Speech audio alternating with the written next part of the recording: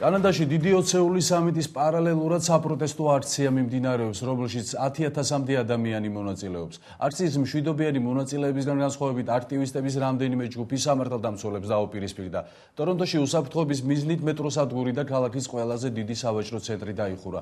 აქციის მონაწილეებსა და სამართალდამცველებს შორის შეტაკების შედეგად არიან დაშავებულები. პოლიციელთა მიერ დაკავებულ ადამიანთა რიცხვი 150-მდე გაიზარდა.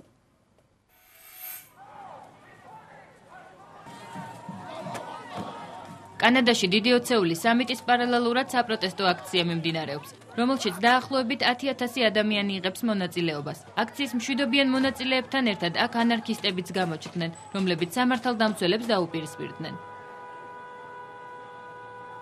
ბეისბოლის ჯოხებით შეიარაღებულმა შავებში ჩაცმულმა დემონსტრანტებმა პოლიციის მანქანებს ცეცხლი წაუკიდეს, მაღაზიის ვიტრინები ჩაამსხვრიეს და სამართალდამცველებს ბოთლები დაუშინეს. როგორც ცნობილია, მათ არანაკლებ 3 პოლიციის მანქანა დაწვეს, ერთ-ერთი კი ქალაქის ფინანსური რაიონის ცენტრში. ფარებით შეიარაღებულმა სამართალდამცველებმა მათ უკან დასახევად ცრომსადენი გაზი გამოიყენეს. აქტივისტები იმ ტერიტორიაზე ცდილობდნენ შეჭრას, სადაც დიდი ოცეული სამიტი იმართება და მსოფლიოს ლიდერები იმყოფებიან. ქალაქის პოლიციის ხელმძღვანელის განცხადებით, აქციის მონაწილეებსა და სამართალდამცველებს შორის შეტაკების შედეგად რამდენიმე სერიოზულად დაშავდა. პოლიციამ 150 ადამიანი დააკავა. ძალიან სამწუხაროა, რომ ასეთ ძალადობას და ვანდალიზმს ხელი ვერ შეუშალეთ, მაგრამ მინდა დაგარწმუნოთ, რომ ამ ფაქტზე პასუხისმგებელი ყველა საკადრისად დაისჯება. ჩვენ ამ ჯგუფის უმრავლესობას ვიცნობთ. რამდენიმე დღის წინ ჩვენ მათი ლიდერები დავაკავეთ. დღეს კი დაახლოებით 150 ადამიანია დაკავებული. მთელი ქვეყნის მასშტაბით უსაფრთხოებაზე 19,000 სამართალდამცველი ზრუნავს, რისთვისაც ხელისუფლებამ $900 მილიონ მეტი გამოყო. აქციის მონაწილეების ნაწილი ანარქისტების აქციელმა აღაშფოთა. სოფლიო ლიდერები აქ იმისთვის ჩამოვიდნენ, რომ გლობალურ თემებზე ისაუბრონ. ასეთი ძალადობა დაუშვებელია. ტორონტო ცნობილია როგორც მშვიდი და დადებითი ქალაქი. დამტვრეული ვიტრინების ნახვა კი ძალიან აღმაშფოთებელია.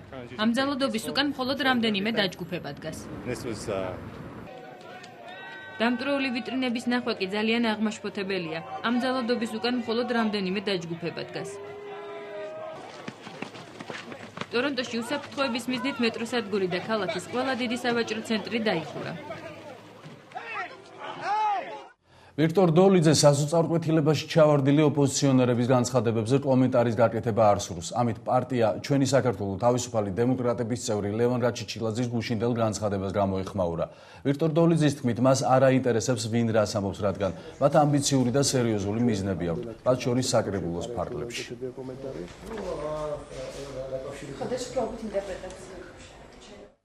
როგორც ცნობილია, დაიცავის საქართველოს ლიდერმა ლევან რაჩიჩილაძემ ირაკლი ალასანია კიდევ ერთხელ მაესტროს ეთერში ნინო ჟიჟილაშვილის პროექტში სტუმრობისას გააკრიტიკა. მისი თქმით, ნებითუნებლიეთ ოპოზიციის ნაწილი დღეს ხელისუფლების სისტემის ნაწილი გახდა. ხელისუფლებას კი დავალებული აქვს, რომ დანარჩენ ოპოზიციას მარგინალური უწოდოს, განაცხადა ლევან რაჩიჩილაძემ და ასეთ ოპოზიციად ზურაბ აბაშიძე და ვიქტორ დოლიძე დაასახელა, რომელთაც დედაქალაქის საკრებულოში თანამდებობები შესთავაზეს. ამ სისტემის წევრობა ადამიანებისთვის მეტ კომფორტს ნიშნავს. ასევე ნიშნავს დასავლელ ეგრეთ წოდებულ პარტნიორებთან შეხვედრებს. ხელისუფლების სისტემის ასეთივე ნაწილად მიაჩნია რაჩიჩილაძე საპარლამენტო ოპოზიცია, თუმცა მან გუშინ მხოლოდ ანტიკრიზისული საბჭო და ომის საგამოძიებო კომისია დაასახელა, რომელთაც გია თურქლაძე და პაატა დავითაია ხელმძღვანელობენ. საპარლამენტო ოპოზიციისა და კონკრეტულად ირაკლი ალასანიას პარტიის გარდა ლევან რაჩიჩილაძის აზრით არსებობს ოპოზიცია, რომელიც ამ სისტემის წევრი არ ხდება და რომლებმაც მიზანს რადიკალიზმით უნდა მიაღწიონ. მე მგონია, რომ თუ ხდები ამ სისტემის წევრი, ხდები მანამ, სანამ ამბიცია გაქვს, რომ შენ მოხვიდე ხელისუფლებაში. მანამ ხდები. ირაკლი ალასანია თქვენთვის გახდა ამ სისტემის წევრი, ბატონო ლევან. ჯერჯერობით ესე ჩანს, მაგრამ მე იმას არ ვიტყვი, ეს არის სწორი, თუ იცით რა, როდესაც ამ სისტემის წევრი ხდები, თვითონ ცხოვრება დღევანდელ საქართველოში ბევრად უფრო ადვილია. ბევრად უფრო ადვილია ყოფითი ცხოვრება, ბევრად ნაკლებს გისმენენ, ბევრად უფრო კომფორტული გადაადგილებები გაქვს A პუნქტიდან B პუნქტამდე. ჩემთვის მიუღებელია, მაგრამ შესაძლებელია ამ გზითაც ჩემთვის მიუღებელია და მე ასე ვერ ვხედავ ამ გზითაც შეცვალო ხელისუფლება, იმიტომ რომ ეს ხელისუფლება სისტემის ნაწილს გახდის მანამ, სანამ თვითონ არის ხელისუფლებაში. ვაშინგტონში შეხვედრებს განაგრძობს ირაკლი ალასანია. სახელმწიფო ადმინისტრაციაში უკვე შედგა საუბრები ფილიპ გორდონთან და თინა ქეიდენაუსთან. სწორედ მის ამერიკულ ვიზიტთან დაკავშირებით დაქვეყნებს ირაკლი ალასანიას ინტერვიუს რადიო ამერიკის ხმა. ალასანია ვაშინგტონში გამართული შეხვედრებით კმაყოფილია. ინტერვიუში მან აღნიშნა, რომ საუბრების ერთ-ერთი თემა არჩევნების შემდეგ საქართველოში შექმნილი პოლიტიკური მდგომარეობა იყო. მთლიანობაში მდგომარეობა ფასდება როგორც პროგრესი, ქართულმა საზოგადოებამ ჩააბარა ეს ტესტი ადგილობრივ არჩევნებზე.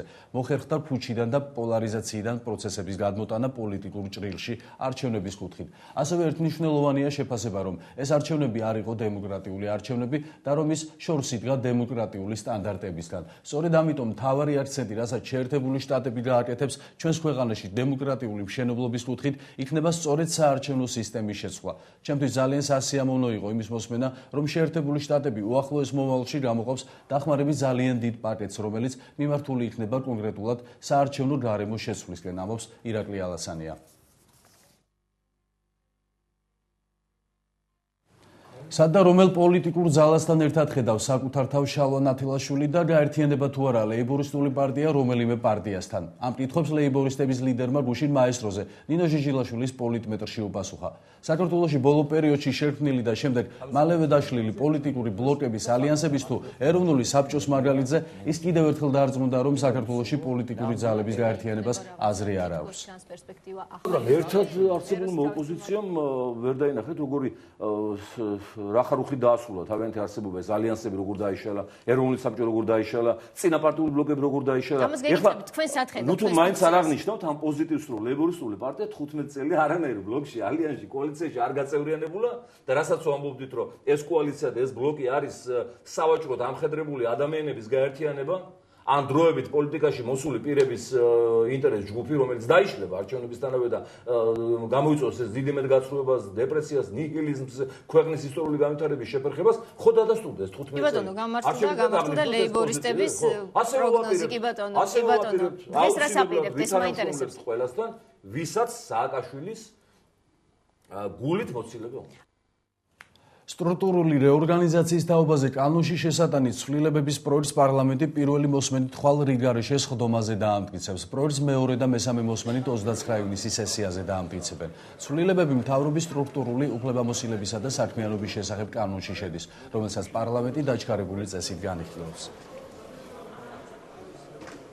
ერთი მინისტრის ცვლილებაც კი იწვევს ხელახლა მთავრობის შემოსვლას, მთავრობის დობის და მთავრობის პროგრამის განხილვის საკითხს. ამიტომ თავაზობთ, რომ პირველ რიგში გავიაროთ მართლა სტრუქტურული ცვლილებები, აღნიშნული კანონი მივიღოთ შეძლების დაგვარად სწრაფად, რომ ამით არ დავარღვიოთ კონსტიტუციის და რეგლამენტის განსაზღვრული ვადები მთავრობის კაბინეტის ფორმირების.